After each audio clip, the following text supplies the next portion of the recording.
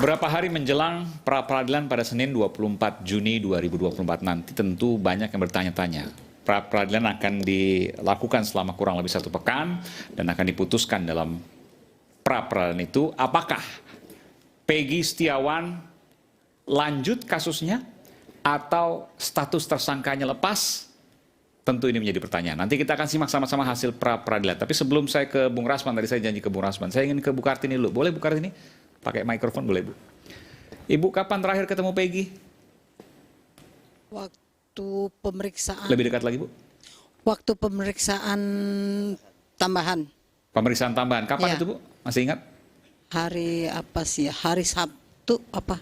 Hari Sabtu kemarin. Sabtu tahu ya? Seminggu yang lalu. Oke, Sabtu minggu yang lalu. Apa yang disampaikan Peggy ke Ibu? Ya Peggy hanya minta doa supaya Peggy segera bebas karena Peggy tidak melakukan kejahatan itu. Mak, Peggy minta doanya aja supaya Peggy bisa bebas dan Peggy bisa keluar dari penjara itu aja. Tapi Peggy menceritakan ya baik-baik saja, tidak ada ya seperti yang disampaikan Saka Tatal misalnya, ada penyiksaan dan lain sebagainya, tidak ada. Tidak ada, alhamdulillah. Tidak ada. Makanan juga layak, minuman layak ya. Ya. Apa yang disampaikan Bu? Misalnya tidurnya dan lain sebagainya. Kita buka di sini nggak apa-apa. Ini kan belum pernah disampaikan sebelumnya. Nggak masalah tidur ya biasa ditikar gitu. Kata saya nanya itu temannya gimana pada itu nggak mah alhamdulillah temannya semua baik katanya gitu. Kasus apa temannya? Cerita. Nggak tahu. Nggak cerita. Berapa orang di dalam sel itu? Ya kan kamarnya kadang berpisah, dipisah-pisah kadang ada yang 15, ada yang 16. 15? Ya. Ukuran berapa kali 16. berapa? Nggak tahu. Nggak tahu. 15 atau 16 orang di sel itu. Iya. Itu di Polda Jawa Barat ya? Iya. Oke, dan diperlakukan baik, diberi makan dengan baik, tidak ada kekerasan dan sebagainya, tidak seperti yang kemudian disampaikan oleh Saka Tatal misalnya? Tidak. Tidak ada sama sekali, baik. Selain keyakinan bahwa Peggy tidak melakukan hal serupa, hal yang kemudian dituduhkan, ya. Peggy tahu Bu bahwa ia terancam hukuman, mohon maaf saya harus sampaikan, hukuman maksimal, seumur hidup atau mati. Ya kemungkinan tahu. Dia pernah cerita itu Bu? Nggak. Nggak pernah cerita itu? Nggak pernah cerita. Ibu tahu soal itu? Tahu. Dan apa yang kemudian Ibu sampaikan kepada Peggy, anak dari Ibu, soal ini? Ya, saya seorang ibu hanya berdoa dan menguatkan anak saya untuk menjalani ini semua. Semoga bisa terlewati, itu aja. Apa yang Peggy sampaikan bahwa ia tidak bersalah? Bukti apa? Atau keyakinan apa yang ia sampaikan mungkin kepada Ibu? Ya, Peggy waktu itu kan Peggy juga lagi kerja di Bandung. Jadi waktu ada kejadian Peggy tidak ada di Cirebon. Jadi saya juga yakin anak saya tidak melakukan kejahatan itu. Karena anak saya sedang mencari nafkah untuk menafkahi adik-adiknya. 2016 Ibu masih ingat bahwa saat kejadian tanggal 26 Agustus itu Peggy ada di Cirebon? Nggak ada, Peggy lagi kerja di Bandung. Peggy di Bandung? Ya. Dan Ibu yakin itu? Yakin sekali. Ibu masih ingat? Ya. Bukti apa yang Ibu punya? Ya saya sih nggak ada bukti, cuman saya pas kejadian anak saya ada di Bandung gitu aja. Oke, saya ingat di Facebook kan suka update status Peggy, betul ya Bung Tony, Ibu ya? Artinya pada tanggal 26 atau dekat tanggal 26 itu misalnya, ada nggak sih update status soal itu? Ya, Ibu kalau ditanya punya bukti apa pasti tidak paham ya Pak Aiman. Jadi ada status-status dari kurun waktu dari mulai Juli, Agustus, September, Oktober, ya, November, dan 10 Desember itu Peggy Setiawan baru. Wajah kusam dan bermasalah bikin gak pede. Debu dan polusi bikin minyak jerawat. 2 hari sebelum kejadian? Yes, Peggy Setiawan menulis status bahwa lupa kampung halaman. Artinya Peggy Setiawan tidak di kampung halaman. Nah, 25 Agustus memang tidak membuat status sampai 31 Agustus ya Bu. Karena waktu dibesuk itu Peggy Setiawan mengatakan handphonenya itu hilang. persoalan hilang atau tidak, tetapi ya dari rangkaian status dari tanggal 12 Agustus, kemudian 17 Agustus, 24 Agustus yang menandakan ada di Bandung ya. Kemudian tanggal 1 September Peggy Setiawan menulis status bahwa ia semacam menjadi korban fitnah karena tidak tahu apa-apa. Itu setelah dikabari oleh ibunya setelah 3 hari setelah 27 Agustus setelah kejadian, 3 hari rumah Ibu Kartini didatangi oleh anggota polisi yang membawa 2 sepeda motor ya, baik sepeda motornya Peggy Setiawan Suzuki Smash maupun sepeda motornya Suparman adiknya ibu yang tidak ada sangkut pautnya sampai sekarang juga belum dikembalikan. Tanggal berapa itu? Itu kurang lebih tanggal 31 Agustus 2016. 2016 sampai sekarang belum dikembalikan. Nah, bicara Suzuki Smash itu ya, dalam putusan pengadilan 11 pelaku itu menggunakan 7 sepeda motor, tidak ada Suzuki Smash. Dan Peggy alias Perong yang berboncengan dengan Andi itu menggunakan sepeda motor Vario warna hitam. Lalu yang disita adalah Suzuki Smash. Jadi tanggal 24 itu ada buktinya dari status Facebook Ada. itu yang mengindikasikan bahwa yang bersangkutan tidak ada di Cirebon. Betul. Kemudian tanggal 31 Agustus Peggy sudah berada di Cirebon. Bukan. Masih di Bandung.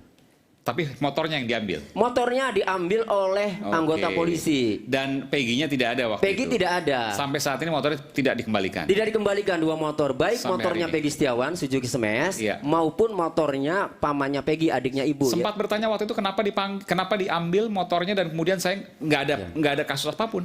Silakan ibu. Ya, waktu itu kan sore kira-kira jam berapa, jam 3 apa jam 2 ada polisi ke rumah. Terus tuh saya kan nggak ngerti apa-apa, kata saya ada apa Pak? Polisi banyak dah, yang masuk di rumah cuma 3. Yang satu ngomongnya cari barang bukti Bu, katanya gitu. Terus yang satu lagi, Peggy punya utang sama saya 5 juta belum bayar gitu. Nah yang satunya ngomong lagi, nyawa harus dibayar nyawa, katanya gitu. Kata saya, ada apa ini Pak, ada apa? Terus yang satunya ngomong, ini apa Peggy ikut pembunuhan Eki dan Pina yang Itu 2016 kemarin. ya disebutkan oleh polisi ya? Oke. Ya. Nah kata saya, ngelakuin apa Pak? Orang anak saya kan tidak ada di sini, lagi kerja ke Bandung, udah lama, kata saya. Ini motor siapa? Kata polisi kayak gitu. Ini motor Peggy. Kenapa motornya rusak? Ini motor udah rusak dari sebulan lebih sebelum ada kejadian, motor udah rusak, kata saya tuh Pak. Ini tuh mau diperbaikin. Pas Peggy kan nelpon, Mah nanti Minggu Mama jangan minta uang dulu, kata Peggy. Peggy-nya mau betulin motor soal beli alatnya mahal, jadi Mama nggak usah dikasih duit dulu, kata Peggy kayak gitu. Kata saya ya udah nggak apa-apa sok, kata saya gitu. Pas kata Peggy nanti Mama makannya dari mana? Ya udah nanti Mama cari, Mama kan bisa jualan, kata saya gitu. Pas gitu tuh itu tuh hari Kamis digerebek Ibu tuh makan Pak. waktu itu dari Peggy semuanya. Iya, dari kecil. Dikirimin berapa Bu?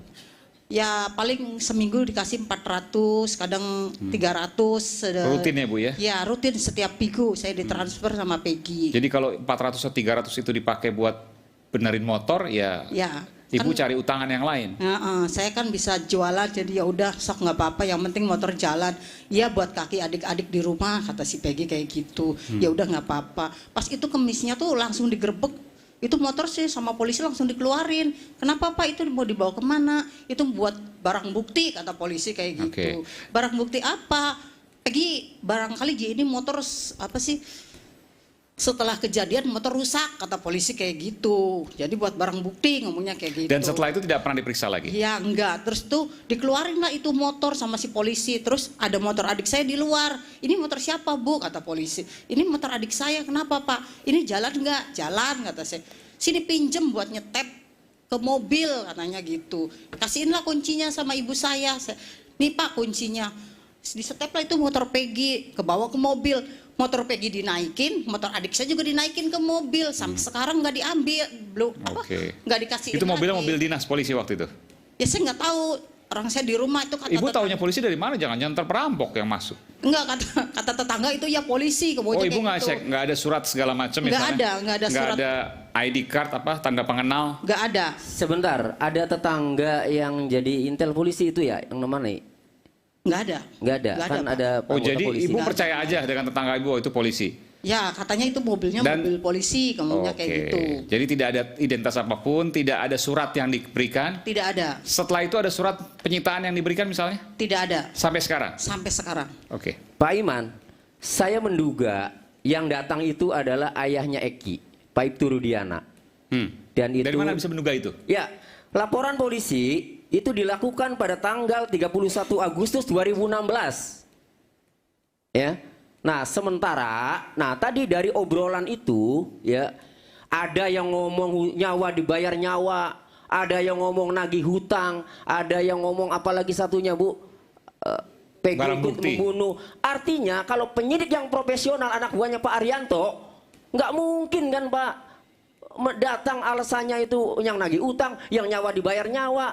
Secara psikologis ini kan orang emosi Pak datang. Itu saya duga itu adalah ayahnya Eki. Sehingga sekarang yang janggal-janggal dengan siapa itu Rudiana mengondisikan Liga Akbar, kami minta kepada Bapak Kapolri harus segera mengumumkan status hukum Rudiana. Pak, segera Boleh itu. tambahkan. Nanti saya Baik, berikan saya barang-barang. tambahkan dikit. Sebenarnya kalau memang dari pihak penyidik, apa yang disampaikan Pak Arianto, mengikuti aturan yang dibuat oleh Pak Arianto, tidak akan terjadi seperti ini. Udah ada semuanya, ke aturan-aturan perkapnya sudah ada. Perkap, bahkan peraturan kabar reskrim sudah ada. Tetapi mereka ini oknum Pak Arianto, ini hanya oknum. Oknum inilah maksudnya bersihkan. Kalau institusi Polri saya katakan sampai detik ini bagus, tidak ada salahnya. Pimpinan Polri juga bagus, aturannya di Polri juga bagus. Cuman ini oknum. Oknum seperti inilah maksud saya yang kita pertahankan lagi. Kita bersihkan ya oknum-oknum seperti ini. Sudah bagus, Polri sudah bagus, sangat bagus. Oke. Bung Rasman silakan. Terima kasih. Saya sudah mendengar panjang lebar dan posisi saya nambah tadi itu ya, Suroto ya. Suroto Supaya silakan. bahan yang saya luruskan. Posisi hari ini kita semua harus sepakat bahwa telah terjadi due process of law. Ini sudah terjadi proses hukum di sini sekarang. Kalau saya konstruksikan, ada 2 nyawa manusia yang melayang bernama Vina dan Eki. Lalu ada yang menemukan pertama kali Pak Suroto. Lalu kemudian ada film yang sutradarai oleh saudara Anggi Umbara. Iya. Lalu ada 8 orang yang telah divonis. Dan lalu ada keterangan dari para pengacara dan di DPO ditangkap 1 orang oleh Polda Jabar. Yang mau saya katakan adalah, Saudara Tony, kita semua baca kok perkap itu. Bahkan yang terakhir itu 2012. Tapi baru ini saya dengar bahwa seorang DPO dipanggil dulu baru diperiksa. Bagaimana logikanya itu? DPO itu daftar pencarian orang, Bapak. Kalau dia dilihat sudah melarikan diri dan tidak ditemukan, ya langsung ditangkap, diproses. Seperti itu. Saya potong sedikit ya. Yang dikatakan DPO ini tidak sesuai. DPO yang dikatakan itu adalah saudara Andi, saudara Dani, saudara Peggy alias Perong. Sementara klien kami adalah Peggy Setiawan. Perlu digarisbawahi.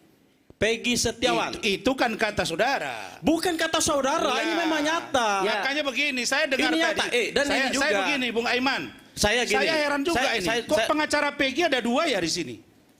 Ada Tony, ada Marwan. Oh, tidak Kenapa apa-apa. nggak satu saja? Ini kami diundang. Oh iya diundang. Bukan Anda Berarti yang 2 lawan menentukan. 1, bukan? Ya, jadi Kita saya siap. lanjutkan. Iya, mau 1000 pun Ini kalian nggak ada urusan sama saya. Saya Ini- jelasin, saya terusin dulu kata-kata saya ini. Silakan, Ya, silakan. saudara mengatakan tadi Ya. bahwa polisi salah tangkap lah ini itulah.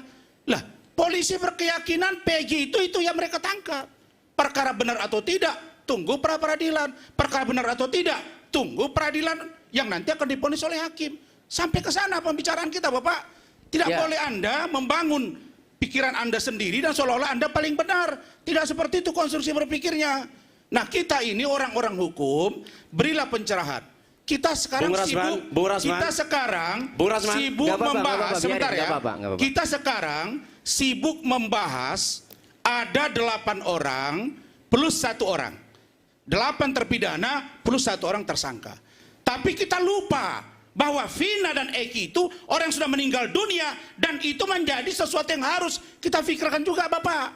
Bung Rasman. Jangan saudara hanya menuduh Bung Rasman. atau Bung mencurigai seseorang yang bernama Pak Rudiana. Dia itu orang tua kandung dari almarhum. Bung Anda Rasman. merasa dia seolah-olah pelaku dan lain-lain. Jangan begitu cara berpikirnya. Bung Rasman. Saya tidak begitu. Bung Rasman. Saya dulu.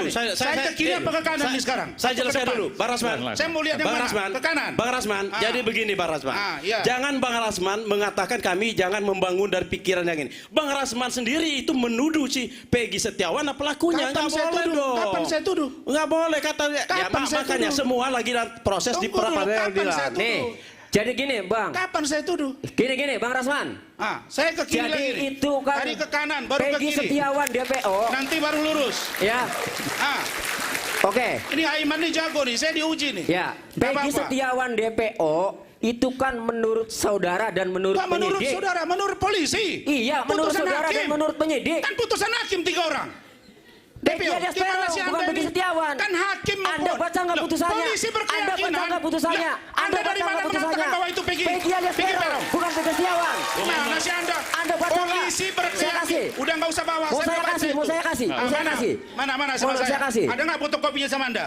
Peggy alias Nanti nggak Peron, ada. Anda ini Nggak, baca nanti kalau nggak sama ngotot saya, Anda ini. Loh, kok ngotot? Peggy alias Peron. Itu kata Anda kita kan? baca, kita baca. Gimana Coba sih? Anda baca, Anda baca. Baca, Nah, baca enggak. biar Saya sudah baca semua, Anda perlu. Peggy alias Peron. Ya, Bukan Peggy saya Setiawan. udah Baca. baca. Anda mempersoalkan Peggy alias Peron. Kenapa nggak ada persoalkan Peggy alias Romi? Kenapa nggak ada persoalkan Ini alias proses Romi? hukum. Saya tanya. Ketika Peggy pindah ke Bandung namanya Robi. Kenapa nggak tanya? Kata siapa? Kata siapa? Kata bapaknya. Buktikan dong. Sudah. Laporkan Aduh, sana. gimana sih Anda ini? Udah. Tanya lagi. Kenapa 2 kakak dari Rudi Irawan? Iya. Kenapa berubah nama menjadi Absu Priadi? Silakan. Kenapa nggak tahu istrinya dia menikah lagi? Apa Kenapa hubungannya? 2 kakak? Apa hubungannya Lah, kita dengan Peggy? mencurigai Apa hubungannya? perilaku orang Itu tuanya menurut itu Anda curigai. bisa diduga terkait Itu dengan menurut anaknya. Anda. Lah, Makanya saya makanya katakan, bawa proses peradilan. itu menurut Anda. Ya, kok menurut pikiran saya dong. Masa Ya menurut udah. Anda? Kita kembali Kami sesaat juga lagi. berhak. Tetap sama kami di Kami Rakyat Bersuara. berhak. Aduh, Menyampaikan Nanti, Bang, nanti. makanya menurut kalau perkara logika